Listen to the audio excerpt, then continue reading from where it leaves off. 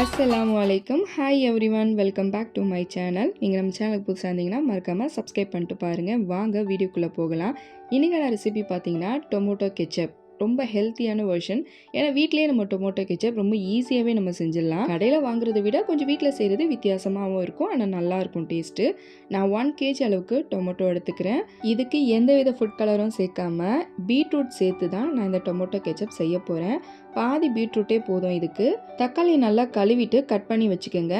மேலே நடுவில் ஒன்று இருக்கும்ல, அதை கட் பண்ணி எடுத்துருங்க. ஏதாவது பூச்சிகள் இருக்கும், ஸோ அதையுமே க்ளீன் பண்ணி எடுத்துட்டு அடுப்பை ஆன் பண்ணிவிட்டு ஒரு கடாய் வச்சுக்கோங்க. அதில் நம்ம கட் பண்ண தக்காளியும் பீட்ரூட்டும் சேர்த்துட்டு இதுக்கு ஸ்பைசஸ் வேணும். அதுக்கு பாதி வெங்காயம், 3 பல்லு பூண்டு, மிளகு, சீரகம், அதுக்கப்புறம் கிராம்பு, பட்டை, ஏலக்காய் வேணாம், இது மட்டும்தான்.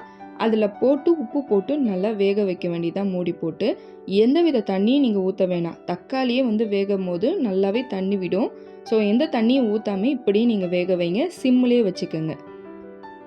இந்த தக்காளி நல்லா வெந்ததுக்கப்புறம் ஆற வச்சுட்டு அதுக்கப்புறம் அரைக்கணும். அரைக்கும் போது அந்த கிராம்பு பட்டையை எடுத்துகிட்டு கூட நீங்கள் அரைக்கலாம்.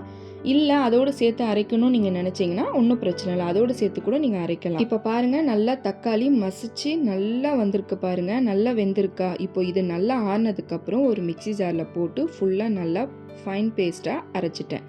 இதை நல்லா வடிகட்டி எடுத்துக்கோங்க. ஏன்னா அந்த மிளகு சீரகத்தோடைய அந்த வேஸ்ட்லாம் கொஞ்சம் வரும், ஸோ அதனால் வடிகட்டி எடுத்துக்குங்க. இப்போ வடிகட்டி வச்சுருக்க அந்த பேஸ்ட்டை மறுபடியும் கடாயில் போட்டு 4 டேபிள் ஸ்பூன் அளவுக்கு சர்க்கரை, ஸ்வீட் எவ்வளோ வேணுமோ நீங்கள் யூஸ் பண்ணிக்கலாம், உங்கள் இஷ்டம்தான். என்கிட்ட வினிகர் இல்லை, ஆனால் இதுக்கு வினிகர் தான் யூஸ் பண்ணணும். ஸோ நான் லெமன் ஜூஸும் அதுக்கப்புறம் காஷ்மீர் ரெட் சில்லி பவுடரும் கொஞ்சமாக போட்டுக்கிறேன். உங்ககிட்ட வினிகர் இருந்துச்சுன்னா நீங்கள் யூஸ் பண்ணிங்கன்னா கடையில் விற்கிற அதே டொமேட்டோ கெச்சப் டேஸ்ட்டு உங்களுக்கு கிடைக்கும்.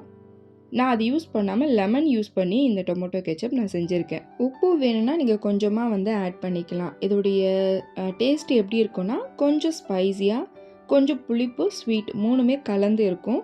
டேஸ்ட்டு செம்மையாக இருக்கும். ஸோ நீங்கள் ட்ரை பண்ணி பாருங்கள். நல்லா இந்த மாதிரி திக்காகணும். இந்த மாதிரி ஒரு முட்டையாக பபுள்ஸ் மாதிரி வருது பார்த்தீங்களா, இதுதான் சரியான பதம். ஸோ இந்த டைமில் நீங்கள் அடுப்பை ஆஃப் பண்ணிட வேண்டியதுதான்.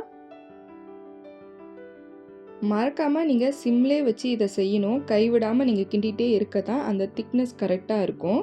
இப்போ பாருங்கள், டொமேட்டோ கெச்சப் ரெடி ஆகிடுச்சு. ஒரு பிளேட்டில் நீங்கள் டொமேட்டோ கெச்சப் ஊற்றும் போது அந்த பிளேட்டை சாய்க்கும் போது அந்த தக்காளியுடைய தண்ணி எதுவுமே வரக்கூடாது. ஸோ அப்படி வரலைன்னா நீங்கள் சரியாக செஞ்சுருக்கீங்கன்னு அர்த்தம். இதுதான் சரியான பதம். பாருங்கள், இப்போ நான் இப்படி செய்யும் போது எவ்வளோ திக்காக இருக்குது பார்த்தீங்களா. ஸோ டொமேட்டோ கெச்சப் ரொம்ப ஈஸியாக ரெடி ஆகிடுச்சு.